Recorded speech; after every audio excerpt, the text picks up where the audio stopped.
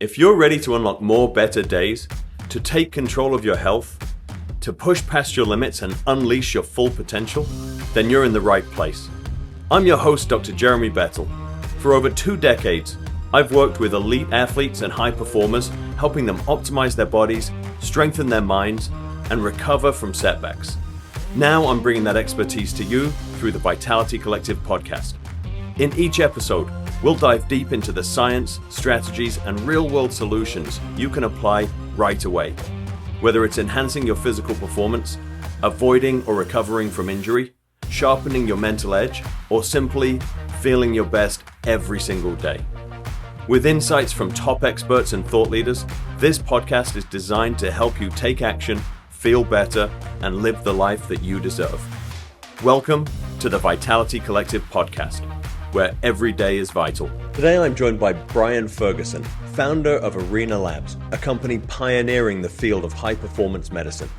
Brian's background spans national security, special operations, and human performance research, and he's applying elite-level performance strategies to the world of healthcare. In this episode, we explore why doctors and nurses often neglect their own well-being, how principles of pro sport and the military can revolutionize healthcare, and simple techniques you can use to enhance your own performance. If you've ever wondered how to perform at your best, whether in medicine, business, or in life, this conversation is packed with actionable insights. Let's get started. Okay, welcome back everybody to this episode of the Vitality Collective podcast. I'm here with my special guest, Brian Ferguson. Brian, welcome. Thanks for having me. It's a real pleasure, mate, and it's an honor knowing what I do about your background and what you've been building. I'm so excited to share this with our listeners today.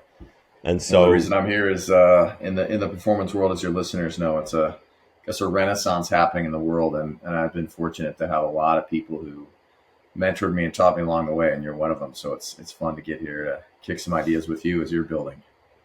Yeah, well, thank you for saying that. It's kind of you to say. And why don't we jump in with that? Let's hear a little bit more about your background and what led you to Arena Labs.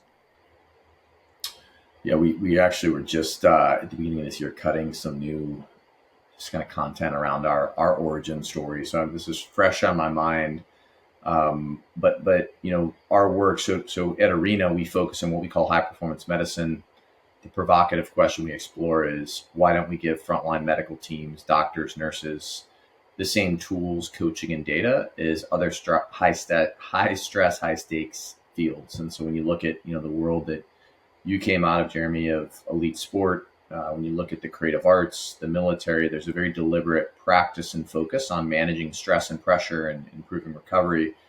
Doctors and nurses don't do that, or they're generally not taught to, I should say. So, you know, my own story, in fact, sort of serendipitously over my shoulder there, you can see that photo of my mom getting her registered nursing degree. That's my parents. Wow. This is actually, we call it my library of service here in my house. And my daughter is 6, and so I love having the imagery of service around. But in that spirit, I grew up in a service household. You know, I always say as a kid, I was fascinated that my mom loved something outside the house I didn't fully understand. And at our kitchen table, you know, my mom would come home after a shift. She worked in, generally most of her time was in the operating room as a registered nurse.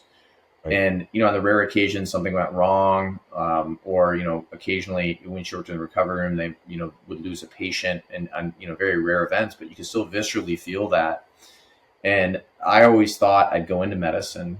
Instead, the summer after 9/11, I was an intern in the White House, and that turned into my first job. I had studied international relations in college, and I ended up working in national security. And it was a really monumental moment in time, and just it felt consequential as a 22-year-old. And then to work in that space around some extraordinary leaders and what felt like complex times. And I ended up, after, you know, a couple of years, I wanted to get out of more of the political arena into just squarely into national security, and I went to the Pentagon. And I always say that really the meta lesson I was learning there was, you know, how do large institutions deal with speed of change in the 21st century? Because what 9/11 was to the national security and defense architecture is very similar to what COVID was to healthcare. Yeah. You know, these challenges existed before the event, but that event created a kind of an opening.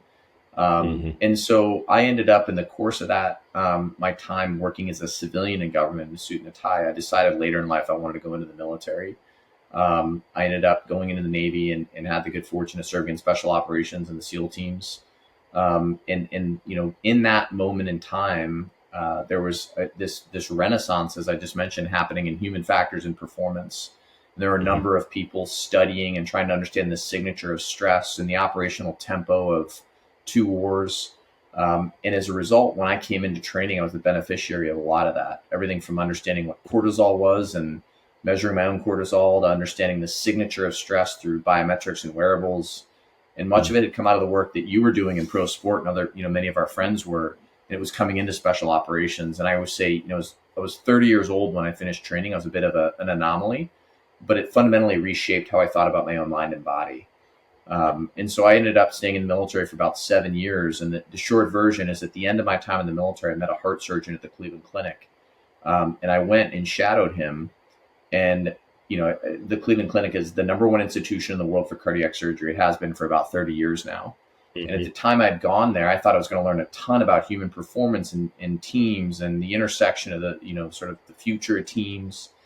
And on one hand, I was really impressed with the technological advancement of the modern operating room. On the other hand, life came full circle, and I realized that my mom, nurses like her, doctors, surgeons, are never given the same tools I had been given in special operations to manage their own landscape. And that was really the beginning of Arena. And tell me a little bit more about this transition, into the military, first of all. So you've been in these pretty high performing roles, and then you go right into boots on the ground, you're active military now. What was that transition like, becoming now an operator where you're sort of, your body is the tool of your trade almost?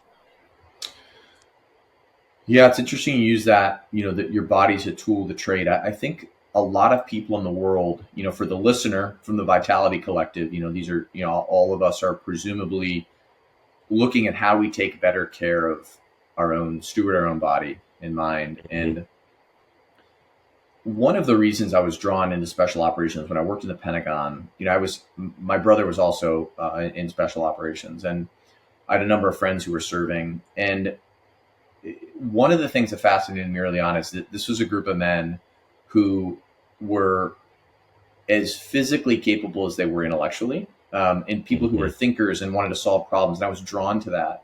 But what I loved was the idea that it was what I always call the physicality of it. I mean, your body was as important as your mind. We actually talk a lot about this in our work in healthcare, this term embodied cognition. Our ability to think and make decisions and be precise, that is related to how well we steward our own body. And the inverse is true. And so I was always fascinated by that. I loved the fact that I was in a job, because I was 29 when I started basic special operations training. I was 30 when I finished. As a result, I had worked in the Pentagon in, under fluorescent lights in a, sort of secure facility, which sounds really sexy, but it's brutal on the mind and body. Yeah. And so to be out on the beach in the ocean, even though it was cold and miserable, I was like, I can't believe I'm getting paid to do this. So I love that. The other side of it that you're alluding to is that I had been fortunate. I was kidding around that I did life backwards. I worked at the strategic level in the Pentagon and the White House. And here I was at literally the lowest tactical level. And what I tell people, no matter what you're doing, whether you're in medicine, whether you're in sport or in the military, it's important to always have done the thing. And what I mean by that is, like, when I worked in the Pentagon, I knew that I didn't serve in uniform. So even though I was there, and really was earnest in my commitment to serve, at the molecular level, at the most basic level of understanding national security, I hadn't done the thing. And so to go back and get to do it with the wisdom and the experience and the learning of having been at the strategic level, I think it made me a lot more present. I felt incredibly grateful that I almost missed the chance. And so I was all in. I was older and that was for me a blessing as well, because life is always about perspective. And the more perspective you have, the less rattled you get. I was kid around like when I woke up at the end of what's called Hell Week, the other person in my room was a young guy.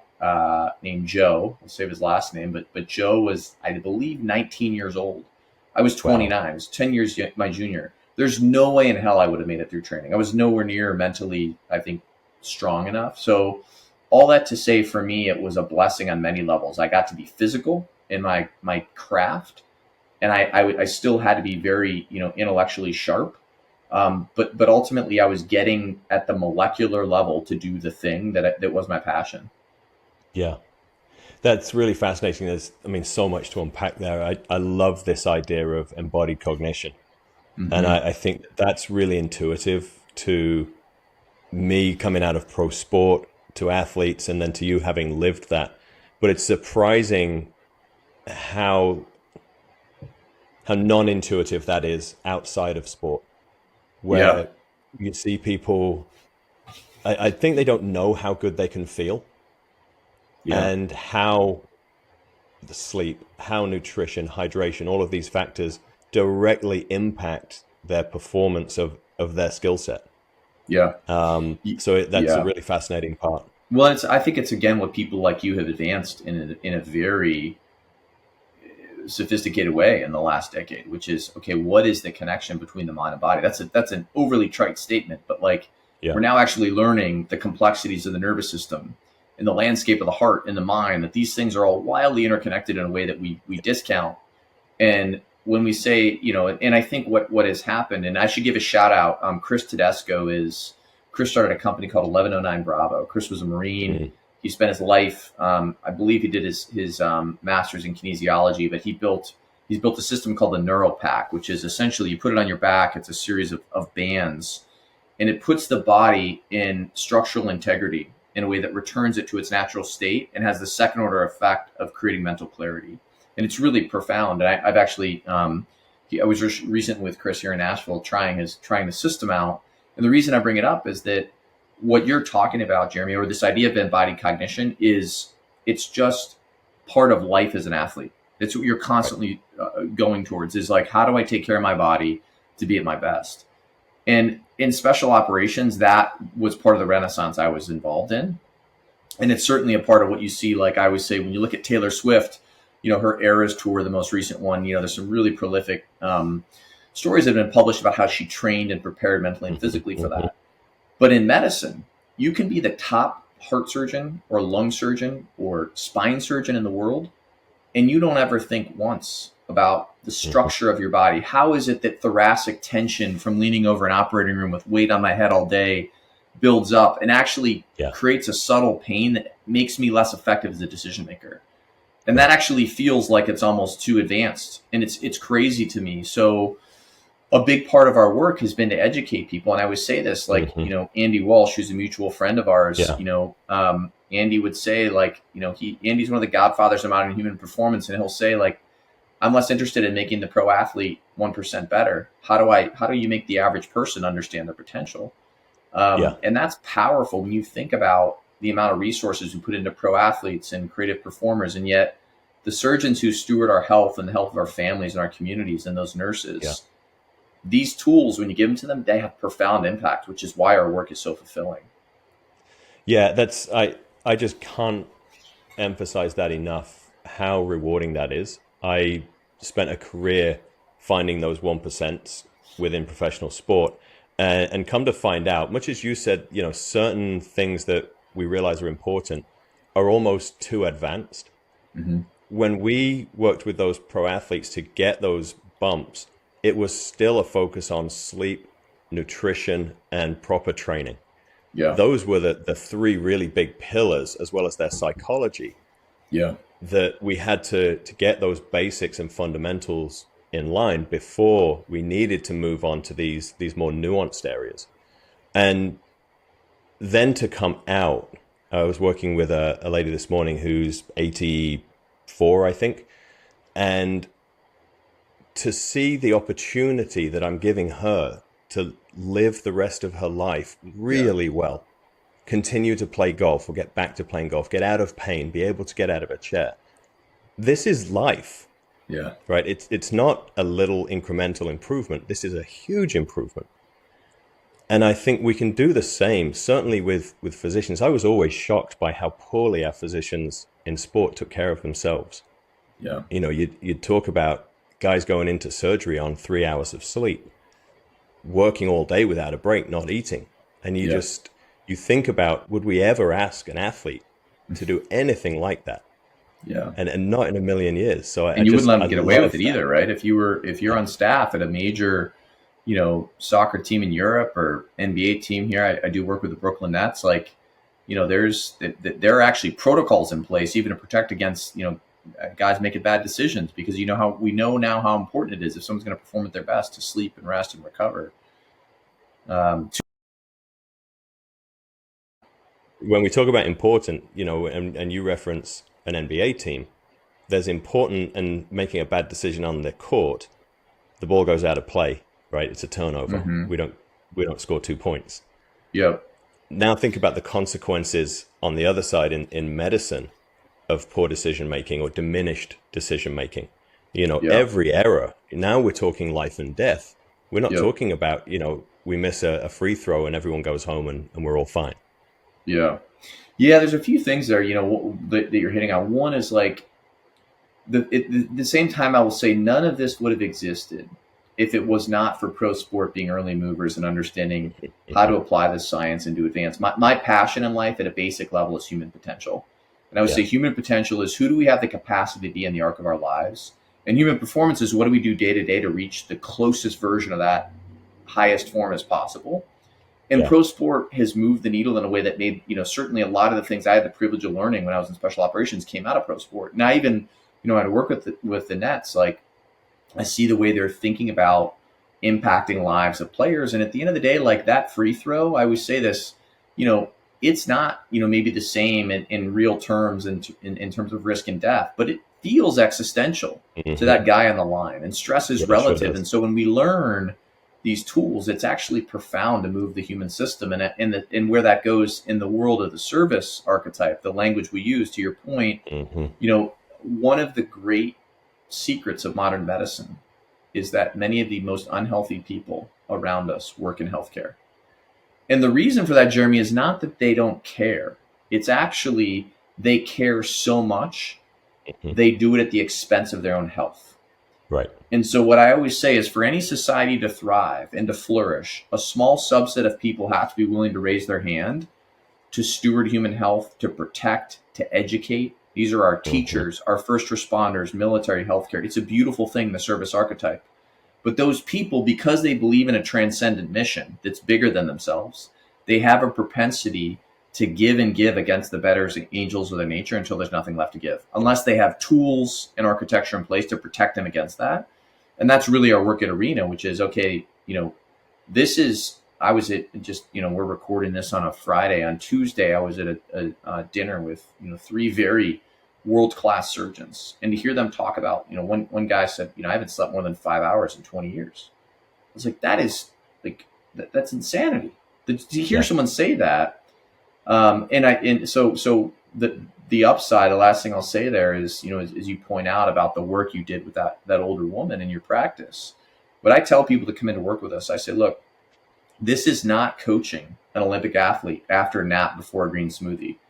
You're going to have to connect with a nurse who took a train from the Bronx to Manhattan and makes $40 an hour and has to be here in the break room at 6:30 in the morning, and she doesn't want to talk to you. But if you get her attention, you'll change your life. Right. And that's profound. I absolutely love that, Ryan. And just, I hear that and it resonates, because I found myself going down that track in sport. My own health was suffering because we were so all in helping these athletes. We're traveling, we're not sleeping. I remember, sorry to interrupt you, but I remember you and I having dinner right before the pandemic. Yeah. And you were reflecting on your own lifestyle. So yeah. And so I really feel that. And then the other thing that I just love about what you're saying, and we're starting to talk about the coaching element of this now. I would always tell our practitioners, especially young ones coming in, that they would rarely, again, in their career, be limited by their domain knowledge. They knew enough about strength and conditioning, but how they were able to apply that knowledge, the soft skills to actually be able to coach a guy who wasn't necessarily into strength and conditioning, but you Mm-hmm. knew it could change his career. Yeah. How we're able to change behavior in an individual who is in a very, very challenging environment, I think Yep. those are the critical pieces. So I'd love you to sort of talk a little bit about that and how you're actually fostering that in your coaches. Yeah, I will say if I was going to overly simplify the challenge, Jeremy, it's that my observation of pro sport is, especially in the year 2025, there is an abundance, if not an oversaturation of data with, Hmm. mobility capture and, Hmm. I mean, especially now in cameras, like the amount of load collected on any player in a pro Hmm. sports team is, I mean, I don't know what the actual like computational volume is, but it's huge. Yeah, And enormous. And so the challenge is actually simplifying it. These are people who are in the practice of rituals and habits and routines. Yeah, It's actually knowing where do I focus and what lever do I pull yeah, in a very sophisticated landscape of data and potential levers. yeah. In healthcare, the opposite is true. These are people who don't have data. Most of them have never looked at data. They actually have an abundance of data, but it's on the patient and it's around them. Hmm. It's not for themselves.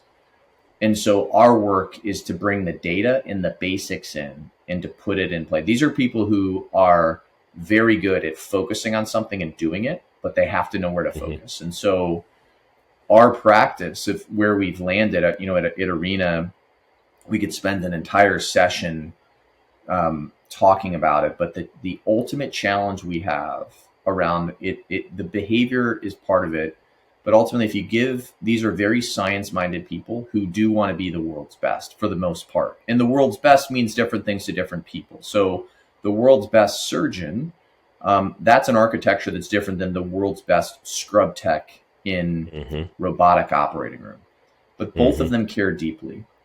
The challenge is the data, coaching, and learning is how do we get it to them? Hmm. To give you that framework, Jeremy, what I always say is that in pro sport, in a military unit, in the creative arts, we can say, hey, 9 a.m. on Tuesday, we are going to have a 90-minute session on the science of sleep and performance. Hmm. And I literally did this when I was in the military. And you'd have a world-class expert come in and talk about sleep hygiene and ultradian cycles and how sleep staging works and why it's important to get 7 to 9 hours. And it was really powerful. And to understand that connected into cognition and emotional regulation and decision Hmm. making and resilience. So in healthcare, you say, hey, 9 a.m. on Tuesday, we're gonna have a science of sleep and performance workshop, and you get 100 people who sign up in a hospital. And then at 9 a.m. on Tuesday, overnight, the operating room schedule shifted. There was a code, an emergency, a couple traumas came in on a helicopter, and the emergency room was full. And the Hmm. next thing you know, 10 of 100 people show up, not because they don't want to be there, Right. they don't care, but because of what I call the herding cats problem. Healthcare is Hmm. incredibly dynamic. And Hmm. so, at a basic level, our work was in the world that you and I loosely would call coaching, which means a lot of different things, but to deliver information and data for behavior change, we Hmm. actually had to figure out how do we coach someone asynchronously on their own time. Right. And the entire work of us at Arena Labs is building now what we call Arena Strive, healthcare's first performance coach, was to build a platform that was still human, right? So it's still the delivery of a Hmm. human coach, but we had to use technology to deliver that coach because otherwise, trying to chase you down in a hospital was a Sisyphean, fruitless task. Yeah. And trying to run workshops and get everyone in one room never worked. And so that for us has been, it's really been, I would say, sort of, they call it the flipped classroom model. It's like the flipped Yeah. coaching model. Yeah. You consume this on your time. We're giving you the ingredients, and then we're going to track as you move these behaviors through a wearable sensor how it's actually improving your overall lifestyle signature. Hmm. I love that feedback loop as well. I think that people need to see the outcomes, but they need to understand what the behaviors were that created them. That's what I love about Mm-hmm. some of these tracking technologies. Not so Yep, much the device itself, but how they're capturing your habits and behaviors that led up to the outcome. So you can absolutely. really gain valuable insight in when you drank alcohol within 2 hours of bed, this happened. When you read a Yep. book before you went to sleep, this happened. I think really allowing people to see their behaviors in a closed loop system is Mm-hmm. really critical and impactful for very busy people. Yeah, we have three components of our platform and the coaching. One is the actual curriculum we call Foundations. And again, anyone listening to this, especially those who are coming out of human performance, pro sport, we literally call it Foundations. This is the foundational stuff that a lot of young athletes, frankly, learn in high school, if not sooner, which is what is proper hydration. Not just like hydrating because your coach told you to, but because that's connected into cognition and decision making. What is good sleep architecture? So we teach those foundations, and then we complement that with the wearable sensor. As you're saying, I am a huge believer. What is unique about healthcare that's different than sport is when you think about back to your talking about the free throw line. Invariably, when you have someone watch an athlete at the free throw line, there's a very deliberate sense of controlling physiology, that breath before a shot, very clear anchoring in physiology. And that's an interoception, an awareness of the inner landscape. How am I calming myself? People in medicine are literally taught to compartment. The challenges of, intense things going wrong and in some case losing people. In order to move to the next patient, you can't hold on to what just happened. So you're taught to compartmentalize. The problem is, from a performance perspective, you actually lose touch with your inner landscape. So we talk about interoception. And I would say, look, you don't have to wear a sensor for the rest of your life, but give us 8 weeks so that we get a map of where you're at. And most of these people, Jeremy, if you've never tracked your heart rate, your HRV, your sleep, and you've worked in a really high stress field, you're probably worse off than you thought. Now, we're not trying to scare people or make it dark. The whole point is we actually want to know where do we need to focus so we can give you the tools.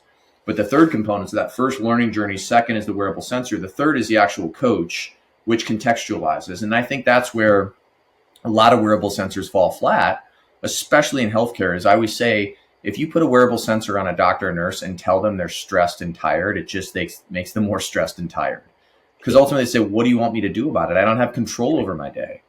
And so that's our we think what we are best in class at is in that really hard equation, finding the right variables to improve your life.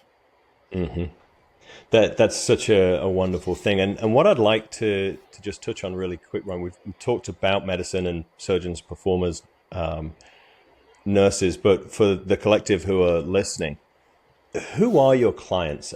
Are you going into hospital systems and providing this to doctors who are within that system, or is it directly to the service providers themselves?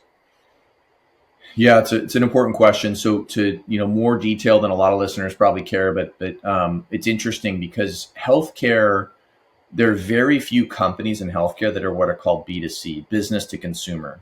So you think of so many performance devices like a Theragun or a lot of wearable sensors. You buy it on a website, it's shipped to your home. In healthcare, most things are bought and purchased, from learning to pharmaceutical devices, pharmaceuticals and medical devices. They're all bought through the hospital or the health system. And so we do the same. Now, the reason is also not only because the market's hard, but frankly, there's a lot more opportunity. And here's what I mean by that. So we sell a batch of licenses to a hospital, but our obsessive focus is the individual. And our whole thesis at Arena is N of 1 at scale, meaning we're every single doctor or nurse that we are working with and coaching, we have to build a coaching program that's unique to what they need. Do they have 3 kids? Do they have no children? Are they right out of training? Or are they 20 years into the field? All of those people, just like in sport, need something different around recovery, stress management, and energy. And so our mission is to deliver that unique, personalized coaching experience. When we do that at scale, we actually create a data set that's profound. So we deliver, a hospital will buy, let's call it 1,000 licenses. We bring those licenses in and distribute them. Now we work in the language of healthcare in what's called high acuity specialties. So that means generally the emergency room, the intensive care unit or the ICU, trauma, or the operating rooms. These areas where people are under a bit of elevated stress because of the intensity or the acuity of the moment. Now, what happens is we are very big on data privacy and security. So if you're a surgeon and you come into our platform, your hospital never sees your data. We own the data. Only our coaching team and data analytics team see Jeremy's data. But let's say you're a cardiac surgeon and we've got 100 cardiac surgeons across the country on the platform. we aggregate that just like an athlete management system to tell the most important story in healthcare, which is how are my physicians or nurses or how's my team doing? And that has really allowed us to serve both the individual unit, the molecular unit of the hospital, the doctor, nurse, and tell the aggregate story of healthcare. Yeah, that's a great way of approaching that. I mean, that's exactly how we approach the athletes.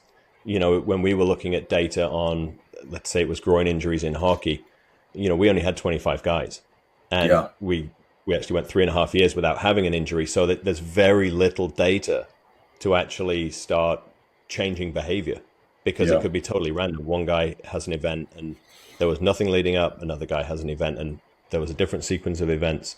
So to aggregate that data really gave us a lot of power, where I actually discouraged within the team. They wanted us to own the data and keep it all. I actually discouraged that from our organization. No, let it be democratized, and so we can gain that advantage there. So I love that approach. Yeah, the data side is really important, which is who owns it. Yeah, that again, another huge debate in pro sport right now is who owns that data. Mm-hmm. Yeah, and generally speaking, what I always say is on the data side, when the hospital owns it, immediately people say, are you trying to track me? And right now we're early movers. There's a whole nother conversation we could have, Jeremy, about what. So when you think about pro sport, you have, obviously sort of collective bargaining and players unions, and I think for good reason, right? I mean, in trades, I get it. There's so much money in the biometrics of sport.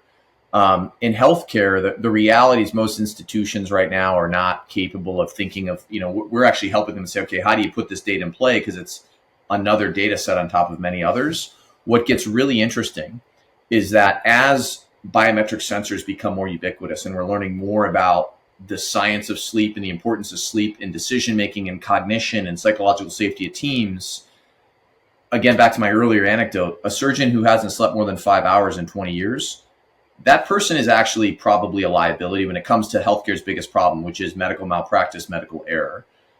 We don't want to play in that negative space. But what I always say to our partners is, look, I guarantee in the next decade, there's going to be a lawsuit where a doctor or nurse sues a healthcare institution for knowingly putting them in an unsafe environment. Because today, the FAA regulates crew rest time for flight attendants and pilots. The Department of Transportation does the same for trains and for private transportation. But a surgeon can be up for 2 nights and you have to go in and get surgery and no one asks a question. And so that data right now, we want to own it so that we're staying out of that darker, kind of landscape. But it's important to stay ahead of it.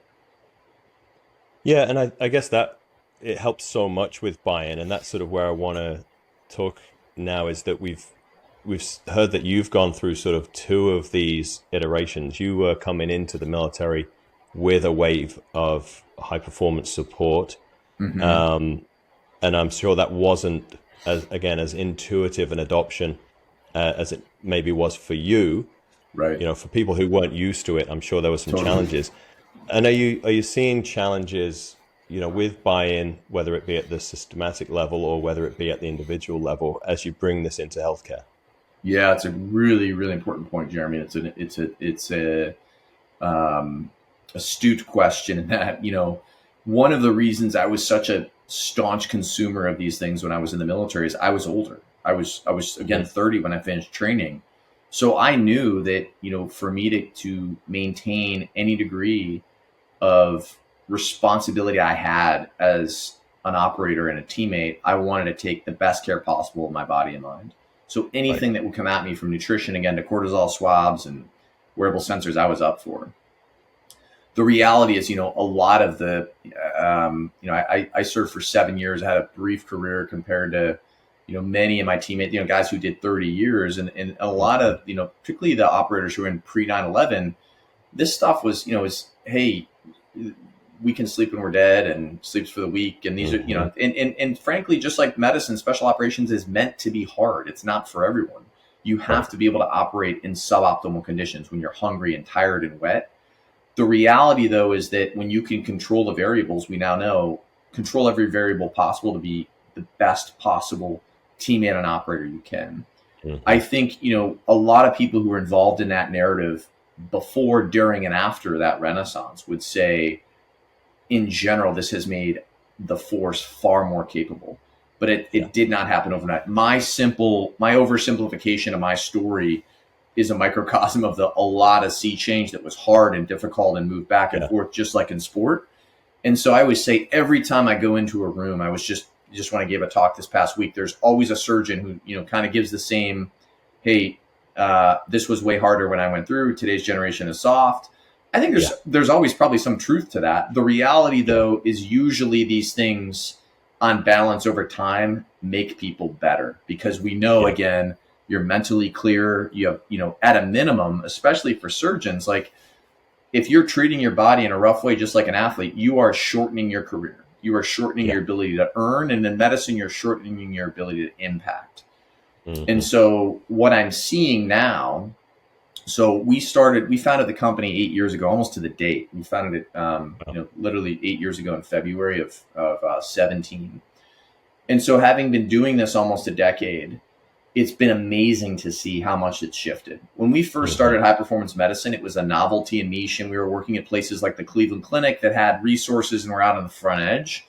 Now, you're seeing a generation of medical leaders who say, I don't want to be, that one of the gentlemen who got up in the talk I gave on Wednesday told a personal story.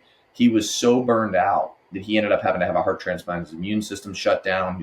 Just really brutal story of like not sleeping and going full bore for decades. Yeah. And as people hear those stories, because medicine, just like every other discipline, has gotten more intense. You have less people being asked to do more. And so that stress is very palpable. And what you see now are leaders who go, hey, I don't want to be the generation before me and burn out at 60 with nothing left. I want to feel like I've got a life and I can flourish and still have impact and enjoy myself well into my 70s.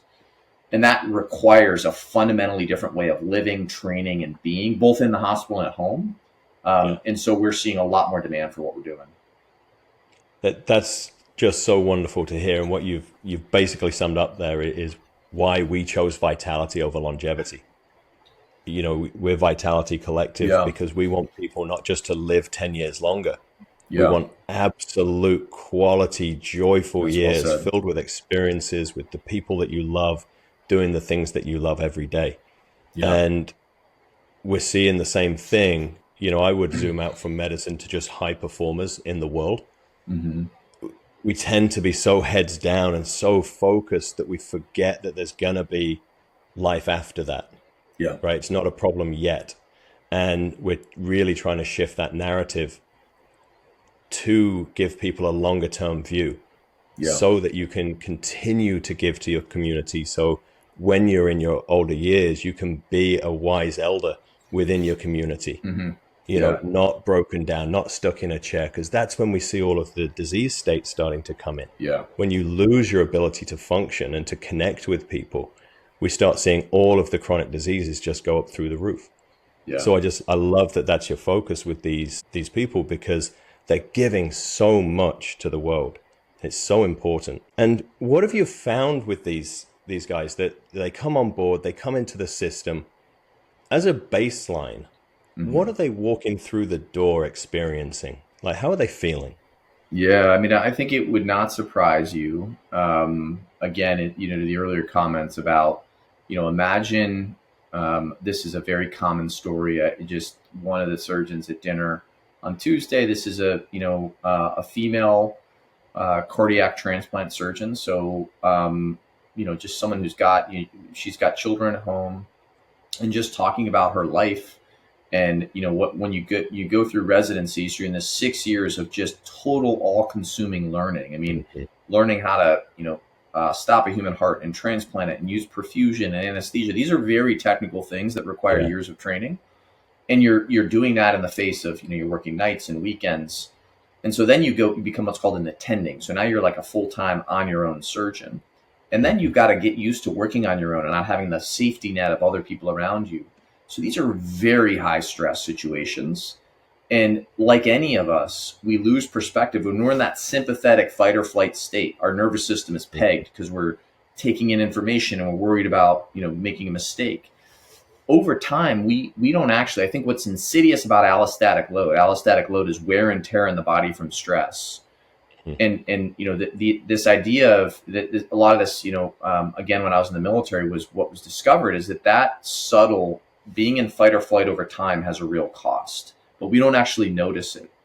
And so a lot of these clinicians, nurses, physicians that come in, they feel in their head, they feel normal because they've maladapted to a lesser state. Their homeostasis has moved where their resting heart rate's gone up, their heart rate variability is plummeted, and their general sleep architecture is really disturbed because they go in these periods of not sleeping, then they crash hard. So when they, this is an oversimplification, but I would say, and frankly, not everyone is in a dramatic state. That's a more extreme, but generally speaking, most of our users have never measured their sleep and they don't know what their resting heart rate and their HRV are. And those things are against an age match cohort below standard, below average. And that means that our focus is on the basics. How do we move you? So the big thing we see are like real shifts in sleep consistency. It's one of the first, it's a big metric in our platform. So we don't just measure sleep. And, most wearables today are getting really accurate at measuring how long you're asleep. The actual staging where you in slow wave versus rapid eye movement, that's a little more controversial of who's accurate. Is it Apple Watch or Whoop? But either way, we look at how consistently are you going to bed and waking up? Because there's increasingly literature around that is very important, almost more so than quantity of sleep. And the challenge of being a clinician is you often, by lifestyle and demand, have very variant bedtime. So one of the first things we focus on is how do we actually get you more consistent? And then the second one is generally HRVs are very much below, again, age match cohort. Heart rate variability, I would say, is one of the more promising metrics in healthcare or in life in general. It came out of pro sport, but it's hard to understand.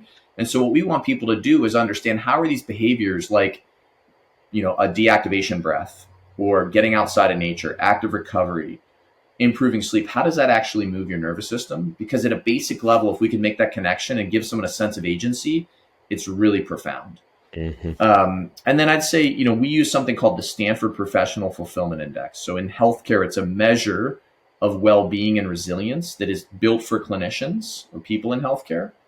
And it measures your level of burnout, your self-valuation. So how much are you doing things for yourself that you value, and your professional fulfillment.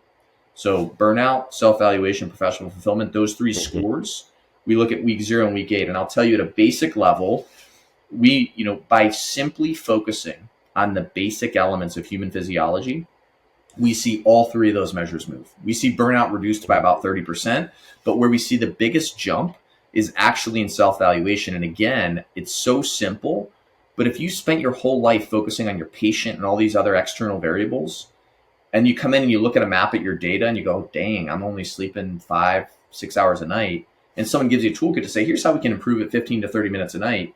And you do that, and you start to feel better. Your sense of self, doing things for yourself, you're making a little time on the weekends to be connected. Those things have really outsized impacts. So we see self-valuation jump massively, which is really exciting in our data. Yeah, and talk about a metric, that for me is so key to vitality, as we mentioned before.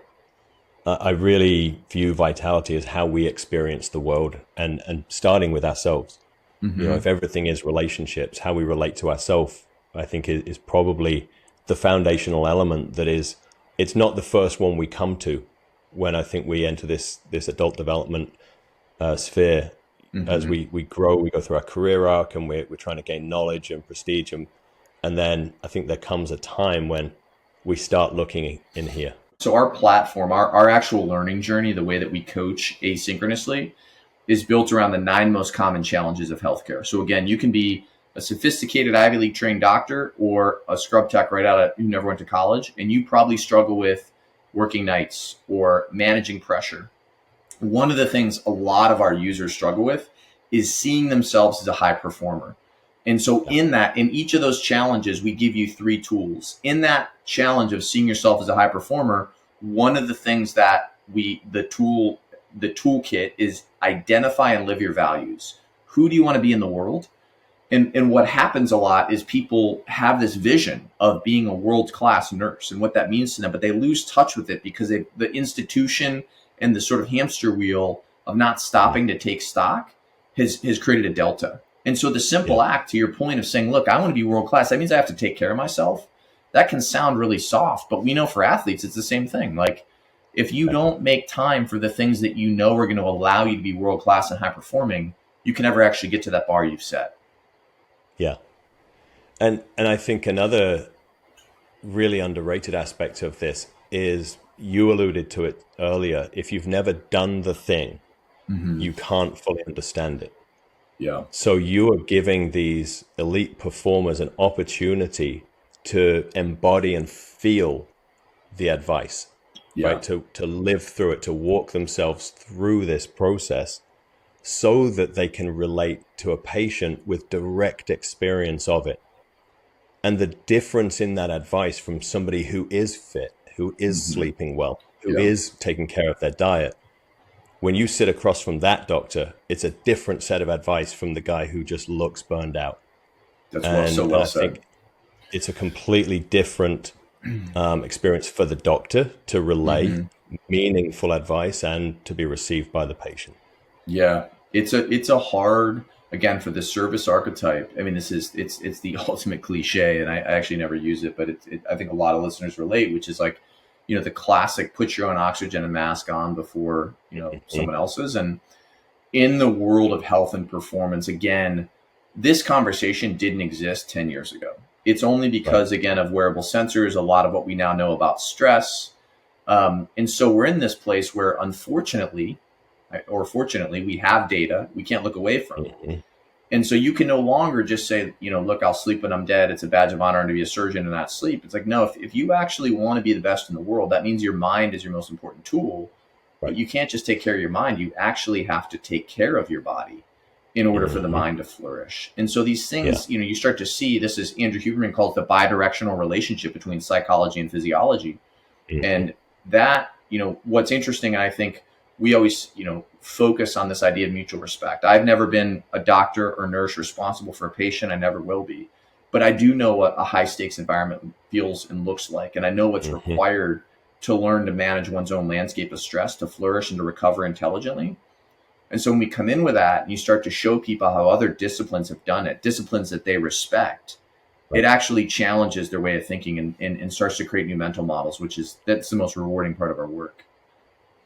Yeah, and I think that with the high performers I work with, whether they're in the financial markets or elsewhere, it really does help to have that sort of credibility coming from another field, because I think they want to, when you start framing them as a high performer and you start talking about them in the same breath as a professional athlete or an elite military operator, you give them an aspiration that they want to work towards.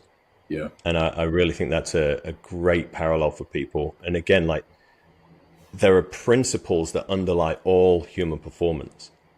And so we've spent a lot of time talking about medical practitioners and healthcare, and there'll be a lot of those within our collective who listen.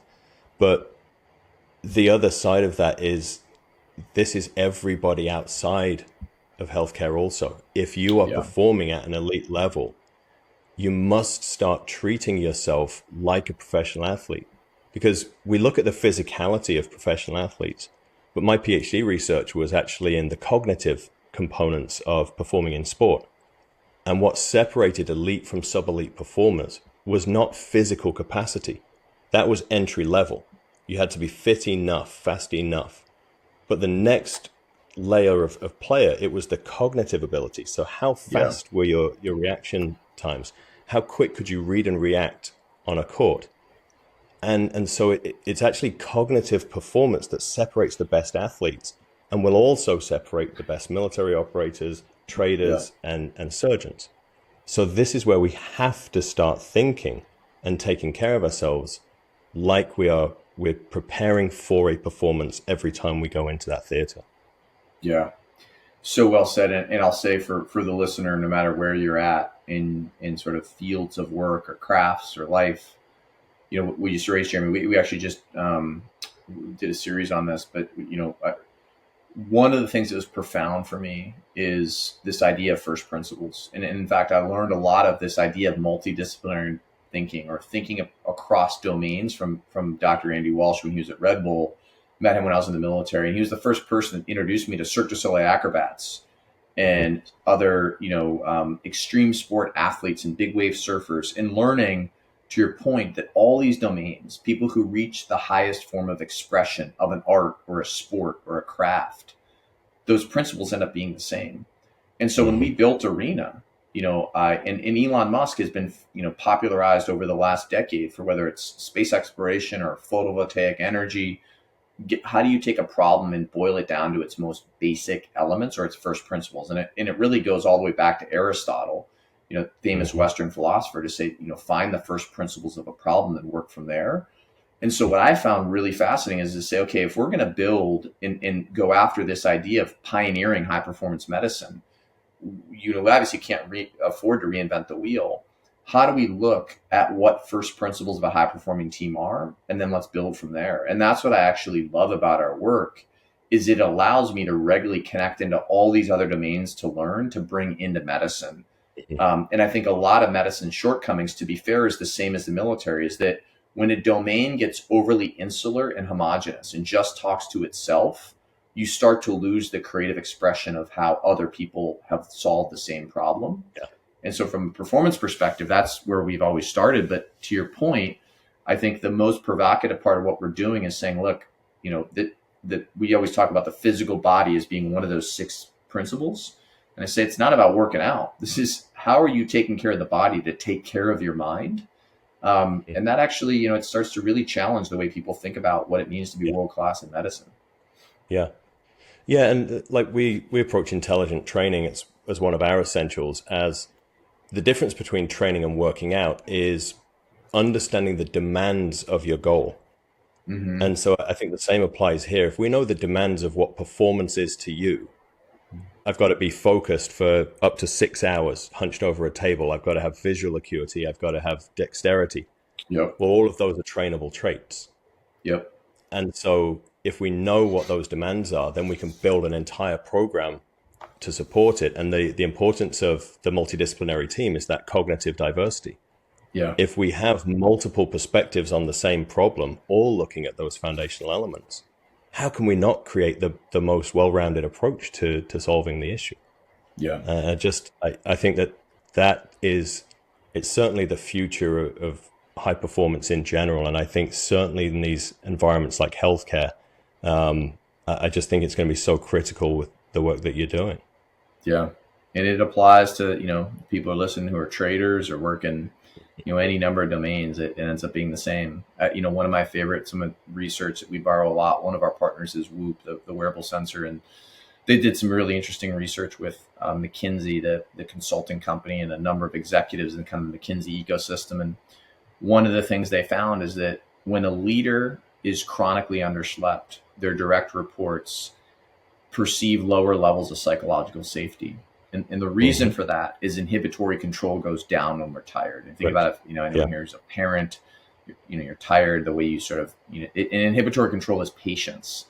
And all that, okay, what does that mean? Well, at a basic level, if I'm, let's forget about making really hard decisions in the middle of a surgery. Just at a basic level, if I show up depleted, the way I treat my team ends up being fundamentally different. And in what we know, whether we think it's soft, a millennial term or not, psychological safety is the bedrock of every world-class team. The ability to be open, honest, and critical, and provide good feedback loops. And when psychological safety goes down, people stop communicating. And that's when you run into the degradation of a culture and a team. And so we say, like, back to if you want world-class, you have to teach the individual how to manage their own psychophysiology. And that's profound. Yeah, and that's the individual within the team. Yeah. Like we always hear, there's no I in team. Well, there is. Yeah. There absolutely is. Yeah. Right. And every individual is responsible for their own performance within the team. And I love that emphasis on how that actually impacts the team. Is that something you do as well as the individual work? Are you going in and working on team dynamics? Yeah, we are. In a variety of ways. So when we first started the company, that's all we did. And then we ran into the problem, Jeremy, of we were doing these team dynamics without having taught the individual tools. And that was creating its own challenges. Because again, like what I need is going to be different than what 3 other people on a team need day to day in terms of what stresses me out and How do I recover? And that's what ultimately led us to create healthcare's first performance coach. Is okay, let's give someone the basics so that we then can have a shared conversation around performance. What we end up doing now, so we have lighter touch now. We work through managers and leaders so we take aggregate data. So we just did this at a big health system on the East Coast, and we had 400 clinicians come through across their emergency department, so that the ED, the ICU, women's health, and cardiac care. And so we get a bunch of data. We then go in and work with leaders to say, here's what's happening across your service line. And then in particular, so as an example, like here's when people are reporting the most stress. Here in this particular, in this hospital, this geography, you're seeing higher levels of sleep deprivation on certain days. So it allows, we call operationalizing physiology, use the physiological signature of that team to start making smarter decisions around operations, which hospitals do very well around patients, not around their own people. And then what we do is we look at the anomalies in data. A lot of times the anomalies come out of crisis events. So two in more recent time. One is what we call bereavement signature. We had 200 nurses on our platform from a major hospital. And in the course of that, they lost a nurse colleague to a battle with cancer. And nurses are very tribal. My mom was a nurse. And so what we saw was that 20 people in that cohort were very close to this nurse. You could see the actual, we call bereavement signature. You saw an immediate drop in HRV, the equivalent of our predictive performance team. I think it was the equivalent of 6 drinks. And the tail on that was 2 weeks. It took 2 weeks for their physiology to return to its baseline. And so that starts to get really profound.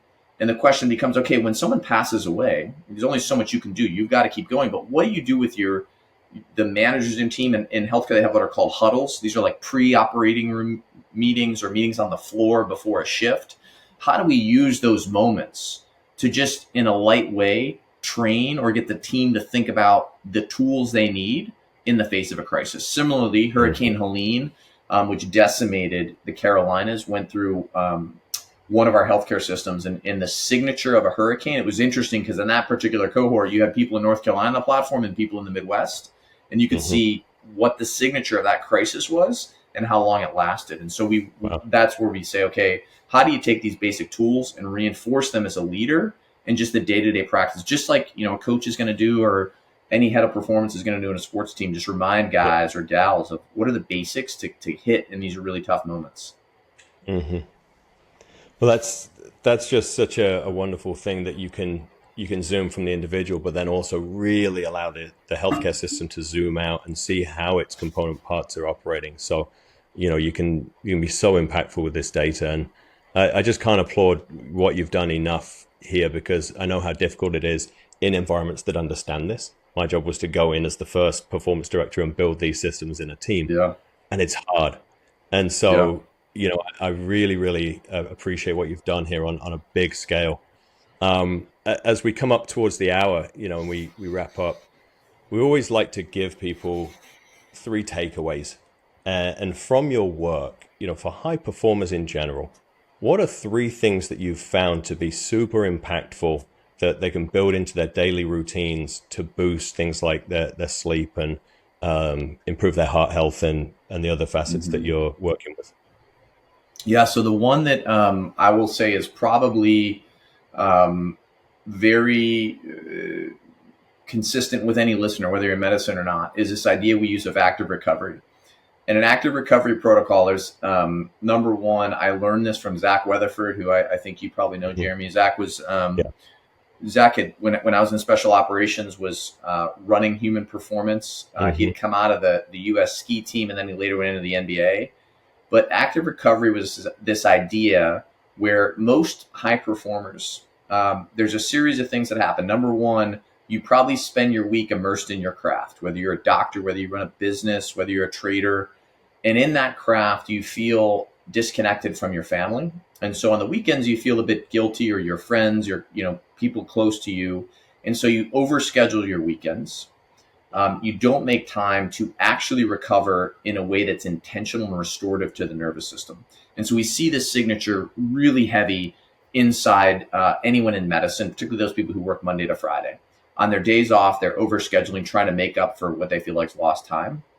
We had one of our performance ambassadors, former FBI hostage rescue a guy named Tim Ulmer, and he came in and started teaching active recovery in our platform to surgeons. And it was where we saw data move the most. And so the way we define active recovery, it's a third thing. So not work, and it's not your home life.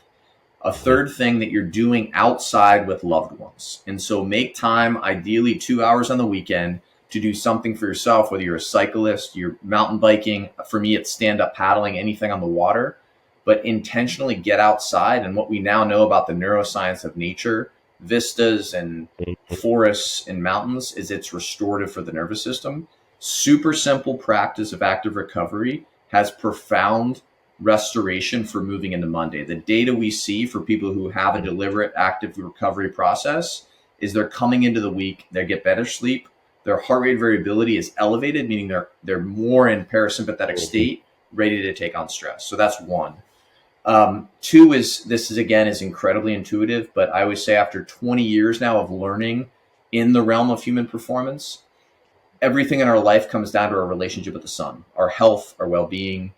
And so, whether you work, you get up really early in the morning or you're staying up really late, understanding your behavior with sunlight is important. At a basic level, when we start to get out of whack with when we have bright light in our eyes, meaning if we're up late and we're consuming fluorescent or artificial light, it has a real impact on our nervous system and our ability to sleep that most people underappreciate.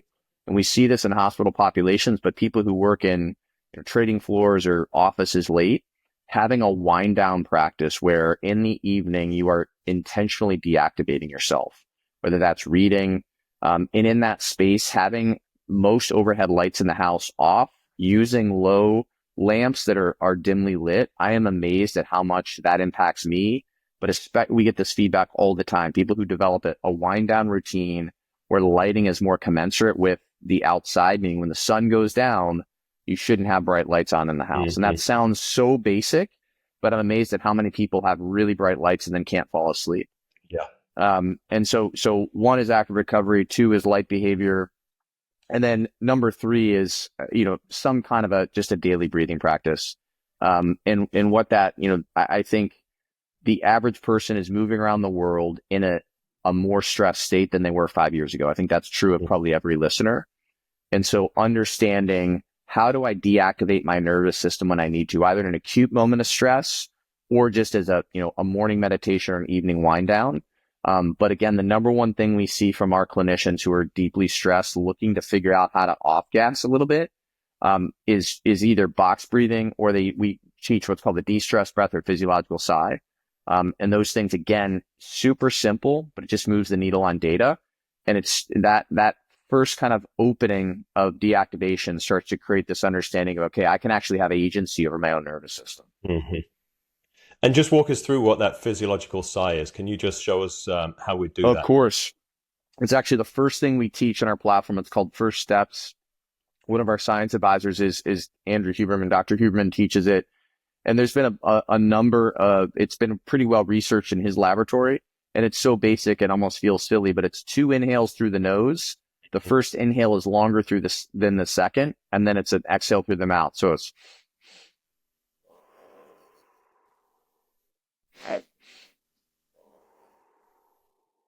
and so the reason that that's so popular, again, you think about being in a meeting, people who are in the middle of an OR, you can do that under a mask. You can do it very subtly, but it's this very simple deactivation of the nervous system. And so, generally you see your heart rate come down within about 30 seconds. And there's I often have people do it in a room and you can feel the energy of the room shift and people calm. Interestingly, when you see like a baby crying, they're trying to get control of the nervous system. They do that just innately. Think of a hysterical baby as trying to get control of itself. It does that double inhale through the nose, exhale through the mouth. Yeah. And how many should people do? So we ask, what we generally, our coaches will say is throughout the course of the day, if you're for our clinicians, look for 5 to 7 moments where you can do 2 to 3 of those in a row. And just 2 to 3 physiological sighs, which is 2 inhales followed by an exhale, doing that 2 to 3 times in a row. Part of it, I think, is just placebo of feeling an awareness of the nervous system and actually deactivating. But one of the things Dr. Huberman's lab, he's done a good amount of research on that, improving heart rate variability and actually moving the needle on nervous system. And so it's one of the reasons for us it's foundational, because it's such a simple thing that is indeed deactivating the nervous system. Yeah. Well, everyone can start thinking about those 3 tips. So super applied. I really, really appreciate that. And where can people find you and find the work that you're doing? Yeah, so our website is arenalabs.co, arena, like man in the arena, RAENA, which comes from the Teddy Roosevelt quote about doing hard things, but arenalabs, LABS.co.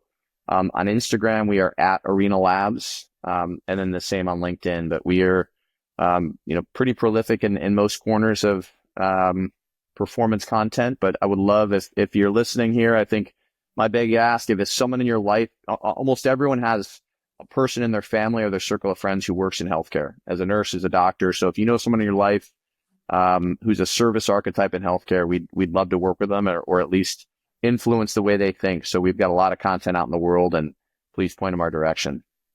Yeah, Brian, we'll be sending this to all of our providers and everyone that's in our network and collective. So thank you again so much for your service and for your work. And we really look forward to watching this develop as it goes along and supporting you in any way we can.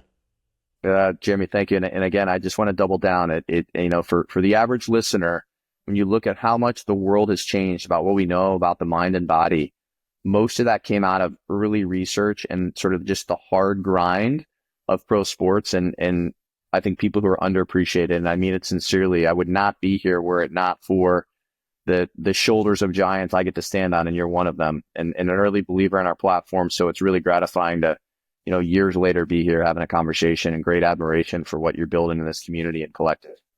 Thanks for the kind words. What a discussion with Brian Ferguson on the importance of applying lessons from pro sport and special operations to high performance medical teams. Here are 3 key takeaways from today's episode. Number 1, recovery is critical for high performance. Active recovery, especially outdoors, is essential for long-term resilience. Number 2, sleep quality is non-negotiable. Managing light exposure and having a wind-down routine can transform cognitive function. Number 3, small habits make a big impact. Techniques like the physiological sigh can instantly improve stress management and focus. At Vitality Collective, we believe that optimizing performance isn't just for athletes. It's for anyone who wants to live a full life of energy, clarity, and vitality. If you're ready to take action and integrate these principles into your life, visit www.vitality-collective.com. Thanks for listening, and we'll see you next time.